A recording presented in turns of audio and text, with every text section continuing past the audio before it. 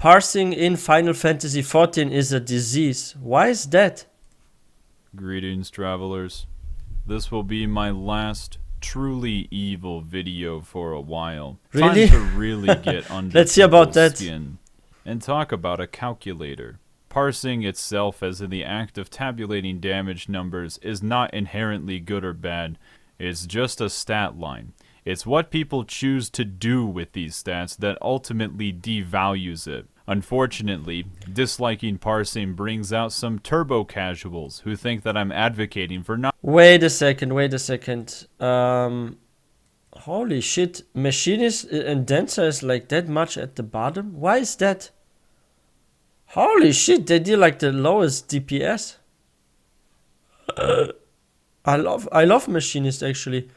And what, Red Mage deals less DPS than Summoner? Interesting. For not pressing buttons at all. So to help you out, here is my FFLogs profile. Please ignore those last 3 numbers. I did those on patch release when Samurai Competition had already completely died, wow. so it's not legitimate, much like how any parse is not legitimate. If you can't deal adequate damage or insist on slowing down my normal instances to a crawl, I am disappointed in you. Please do better. With that, parsing is a disease. It poisons people's minds and the way in which they dare to perceive this game. It is an illness that infects the very core of people's beings and possesses them to make the most inane decisions and vacuous statements. People believe that their worth as a person is determined by their rank on FFLogs. Oh yeah, I actually think that's also why some people pick, like in some MMOs, certain races and classes, because they see they deal the highest DPS. And maybe the ones that you actually crazy much enjoy are really at the bottom. Like, just like I said earlier, I was surprised to see Machinist at the bottom, and I love Machinist. And it's like the second lowest DPS job now? That's insane. I thought this was like somewhere in the middle actually. I thought it was like maybe 5th highest or something. Holy shit, it's like pretty low. But that's the issue, like, you want to play something or you enjoy it, but then you're worried, oh, should you pick that? Because that's not the meta. What is if people, like, don't invite you for their freaking groups or something, right? What if you want to clear an ultimate and you are on a low-performing job or class? Holy shit. Then you're, like, seriously worried, and you maybe will play something you maybe not like as much, but you know it's the meta or something. So yeah, I see the issue here with parsing. It isn't. It's worthless.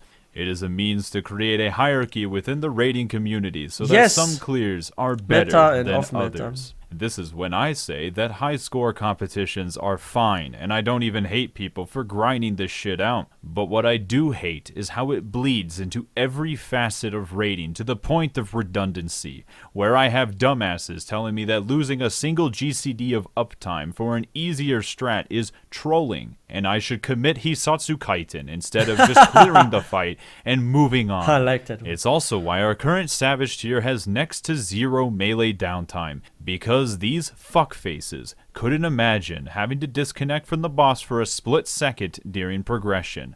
We all just wanted to hit a training dummy for the whole fight, huh? Even though downtime optimizations is where all the actual work goes into playing this game at a top level.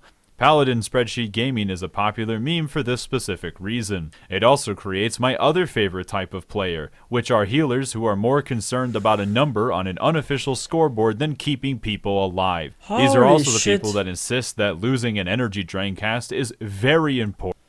And I feel like this is actually happening more so in actually Final Fantasy XIV than in like other MMOs. But other MMOs too, but the thing is about like Final Fantasy XIV, healers are like 50% DPS and 50% healing almost, right? And if you look at like WoW or other games, it's more like 70% healing and 30% DPS or something maybe, right? Like, you are way more focused on healing than dealing DPS. But in FF14, it's really like that. As the healer, you also need to perform well when it comes to DPS. So you're doing like literally 2 jobs at the same time. And yeah, this is like the tricky part. I think this was also my issue. Like, I was doing one thing wrong on a healer when I first played. I focused only on healing and not DPS. And then at some point, I focused more on DPS than healing. And then people got low and then, oh shit. But the next attempt I did 50-50 and I just did fine, I think. important and very consequential. Yeah, that extra 100 potency is a real difference maker. All because they can't just get a clear. Instead, their team is simply an obstacle preventing them from getting a completely worthless medal. Part of why talking about parses is so stupid is because what do these ranks even mean? It means that of the people who cleared, what percentile of damage dealing you are in. Keywords, of the people who clear.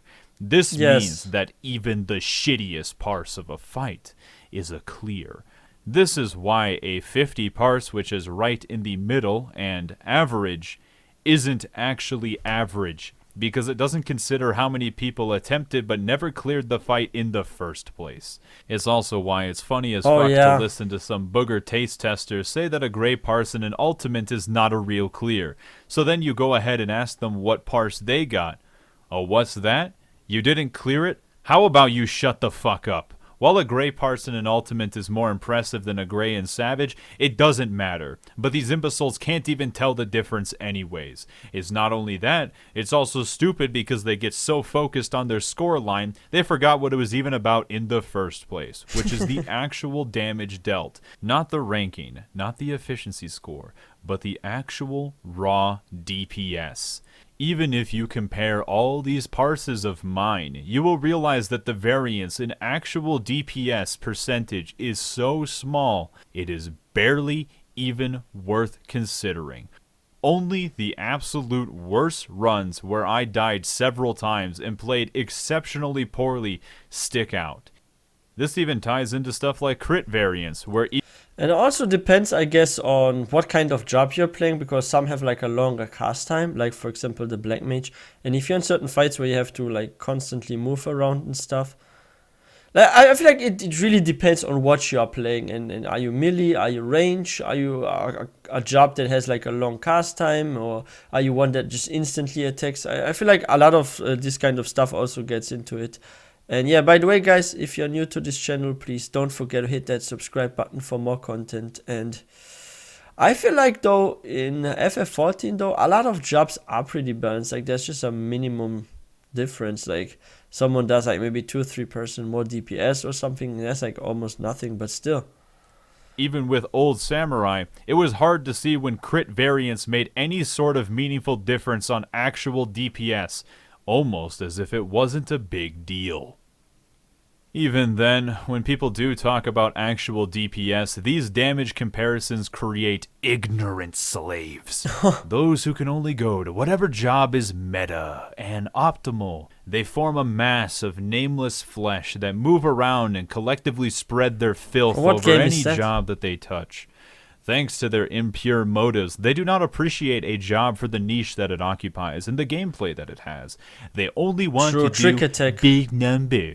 This is why they end up complaining about stuff that they find annoying when the people who actually like the job can't relate and don't understand. It's thanks to this formless sack of meat that you never want your job to be meta so that they can leave it the fuck alone. And there's something I have to point out now, and this is something I hate in freaking World of Warcraft, and this is not about just classes, but it's not, like, it does have also class specs that is an issue, like some that are crazy fun.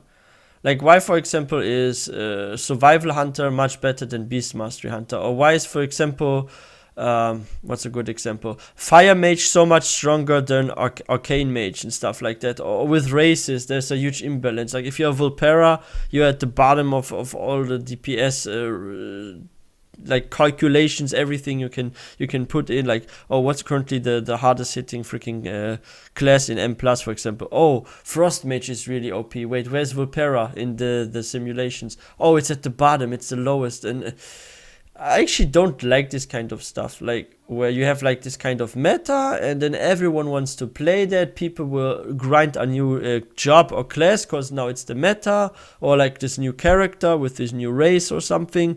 And then like some patches later, it changes again. And then suddenly it's the other way around and stuff. I feel like, is it even worth like going for the meta and having like a half year or several months that you are on that, and then like a new patch something comes and it changes again? Like sometimes when I'm like grinding a character, I'm like asking myself, am I grinding this character or this job because I enjoy it? Or am I grinding it because now it's the meta? Because the meta could change again, right? Like I could be at the bottom now and then I'm on top. Like earlier we saw Machines was really low. But what if like in some patches Machines like the second or third highest or something? Just for example, right? Like stuff can change all the time. That way, these unskilled floor lickers can go ruin something else instead. Oh, boo-hoo, I need to weave cotton at these specific times Oh, yeah. and it takes up 2 buttons. Can't you make it easier so that I can play the best melee DPS? Fuck you. Samurai is selfish and can't Just be learn how left to behind. play, that's it. Shut the fuck up. All of this fruitless discussion so that they can finally realize that maybe the only thing that you should care about is if a job is viable, not if it's optimal. Because, of course, something will always have to be the best, and something will always have to be And the each worst. patch changes it. But if the difference between the best and the worst is next to nothing, why does anybody fucking care? Wait. That was Machinist. I have to look at it. Score. Max. It isn't that much of a difference, but still, like there is a little difference. But I mean, if you like something a bit more, then you should just ignore it. But that's interesting to see here, those numbers.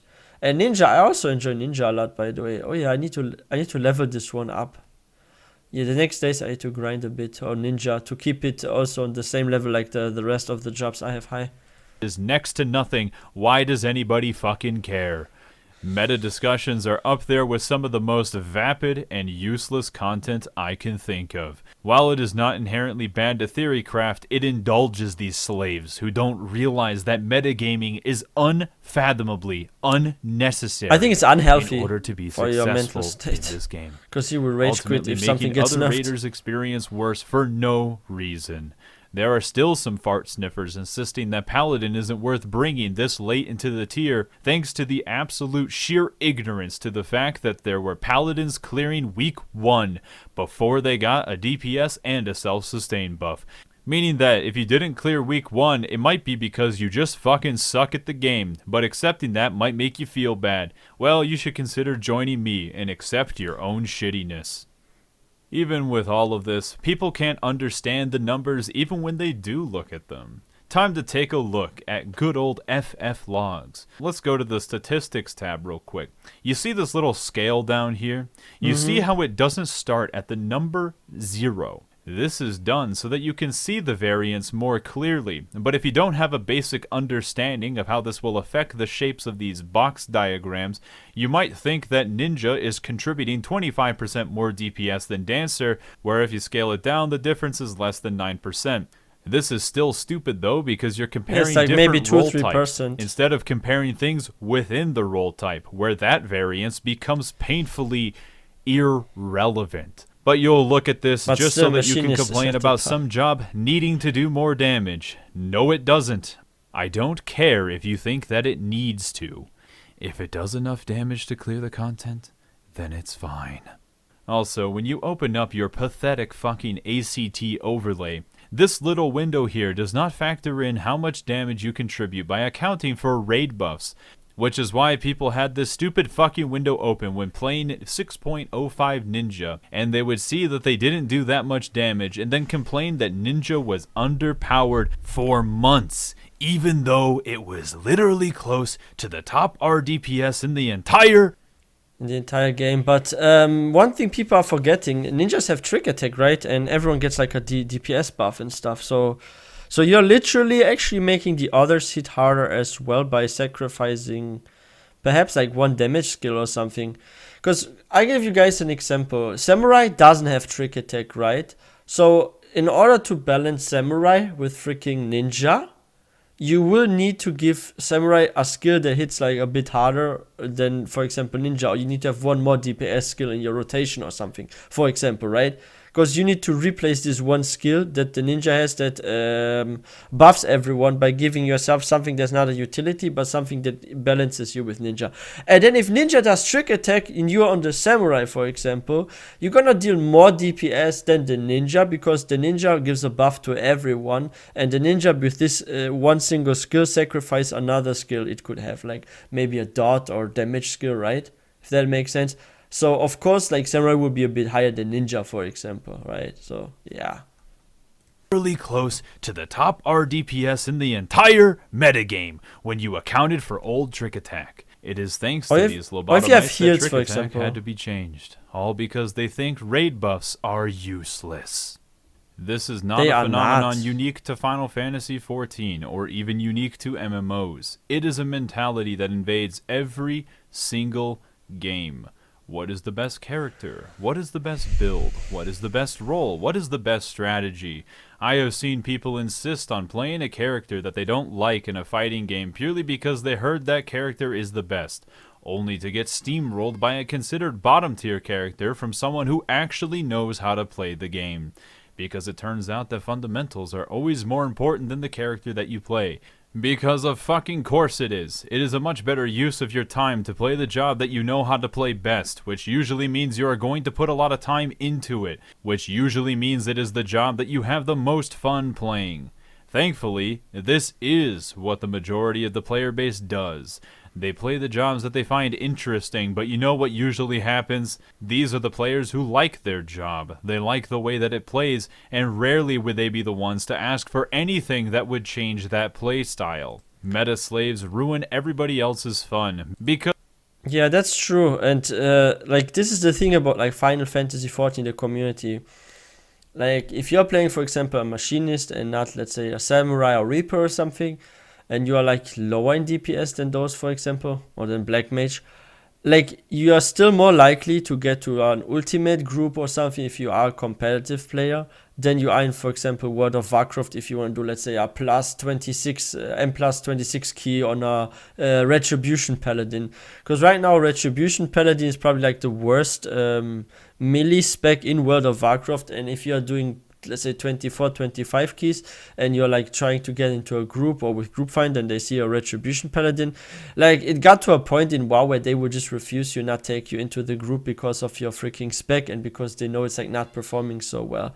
Like the good thing is we don't have that as much in Final Fantasy XIV, but in WoW it's sadly like that, and this is why in some games like WoW I feel like balancing is super important, and I feel like the devs, they were a bit sleeping on that. I feel like Blizzard needs to fix some stuff in WoW, and they need to look also at like certain races. Like, why is Lightforged, Draenei, Vulpera, Mecha Orc always at the bottom when it comes to all those kind of theory crafting thingies and outputs? Or why is like Retribution Paladin so much weaker than Fury Warrior and Frost Death Knight and stuff? Like, at least like Square Enix has some kind of balance by giving classes, or let's say jobs, because they are called jobs here, that perform a bit less in DPS, something other useful. Like Ninja, for example, gets Trick Attack.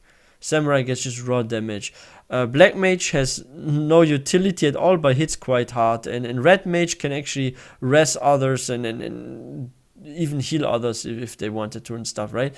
So it's kind of like that. They give the classes that have a bit less DPS something other useful, but sadly you don't have that in WoW. So yeah, because they want to play the best job, and everything that gets in their way is just a hindrance that prevents them from doing that. Thank you for everything that you ruined by insisting on this framework of number bullshit that only matters for speed kill groups and parse runs, of which you are most certainly not a part of. Who knows? I didn't have a good place to slide in this point, but usually this shit gets thrown in with the fact that people who take this game seriously are going to be more competitive and ultimately better players. Would you rather have a toxic tryhard or a turbo casual in your party? Trick question. I don't want either of those players in my group. Get the fuck out of here. This is a false argument of extremes that just doesn't exist. I would go with the turbo casual, because the reason is like the tryhard guy, he's probably gonna freak out and rage and just insult everyone if we wipe one time or something. The turbo casual is like, oh, yeah, whatever, let's do it again. Like, I think it's gonna be like that probably. The best players in this game are not the ones forcing bullshit strats onto randoms and getting heated at every single moment. It's the people who know how to play the game well enough and are chilled out. That's the kind of player that you want on your team. Last point, I hate when higher rank parsers want to make their job easier. You want to know why? Because it doesn't benefit you. Why would you ever want other people to be able to easily get the stupid, useless numbers that you do? That's right, this mentality comes from higher rank parsers, not actual top rank parsers. Top rank players are usually the ones who care the least about making a job easier, and simultaneously care the least about the metagame. It's always the people who think they are better than they are who have to decide to bring it upon themselves to lower the bar. All so that they have a better shot at getting a better number on a website that isn't officially recognized for a group of people who are never going to acknowledge the work that you put into the game anyways, because all they do is explain away others' success. You will never win over people if you play this game well, because it's all about putting people down. That should be enough for this one. What's parsing good for? To see if you're doing adequate damage to meet the DPS checks in hard content, or check to see what went wrong in a wipe if it was not obvious. Otherwise, it's good to extend the lifetime of content if you find like-minded people who want to optimize beyond what is required, which is still cool to look at, and that's it. Now let's get out there and ruin yet another job. Ouch. That's interesting, but this is always like that with games, and especially noticeable in MMOs, where you have like certain jobs that perform a bit better than others, and people sometimes, like, especially like competitive guilds, you have that sometimes where they even will say, hey, we only want this kind of classes in our guild for our raiding team, and this, and like there are some like this in WoW. It's actually like really like that. You have to be a certain race, a certain class in most really competitive guilds, and they want certain combinations. Yeah, this pushes the fun of the game to the side and looks only at numbers, and if the focus gets too much on numbers, you're gonna actually rage quit at some point. If things don't work out the way you want, or you don't like certain changes that are coming, or you get nerfed, you freak out way more than if you play something you have fun on. Yeah, like, I give a good example. There was like a time in WoW where Destruction Warlock was the big meta, and for raiding you always want to be Destruction Warlock. Then there was a time people said you should go for Demonology or Warlock, for example, right? And then suddenly Demonology Warlock was so OP, and those that were like Destruction, they had to change, but they didn't like Demonology, for example. Or there was a time where, for example, like Frost DK was crazy OP, then it was suddenly on Unholy DK, then like, and it's like just changing around all the time, right? And then people are like, what should I play? Should I play this? Should I play that? And then sometimes you get the short end of the stick, where a certain patch you're literally at the bottom, like Machinist. My poor Machinist. No, but seriously, at least it's not so big here as in like WoW or something. I think as a Machinist I can still get for like Savage, maybe even like a Ultimate group, because I feel like the community is more chill in FF14. They're like less looking at numbers. I think they just want to clear, right? While in WoW, especially since, like, the cool thing about FF14 is you're not allowed to actually use add-ons, right? Like DPS add-ons and stuff. And in WoW you're allowed to do that, and I actually feel like always like, oh, I have to be at my best, like, oh, there's like this little window on my screen, like at the bottom right. Oh, I need to look at the bottom right every once in a while and see if I'm always the at least first or second highest DPS, because if I'm the third highest, if I'm like number 3, like, I suck, and people are going to point this out. Like, I'm glad I don't have this in FF14, because this makes things more chill and I can focus on the dungeon mechanics rather than my numbers. And if you focus on dungeon mechanics, that's my experience in FF14, your DPS numbers are automatically high. Why is that? Because you don't die, you know where to stand, you get used to the mechanics, and you perform splendid. Like, you're gonna be amazing. So yeah, numbers can be misleading. Just focus on staying alive, clearing the dungeons and all that, like the raids. That's the most important thing in every single MMO. So yeah, play what's fun. Don't let numbers mislead you. And this was a very, very cool video. Let me give this one a thumbs up. And if you guys enjoyed this video, please don't forget to give this one a thumbs up as well. And if you guys are new to this channel, please don't forget to hit that subscribe button for more content. And I will see you guys in the next video.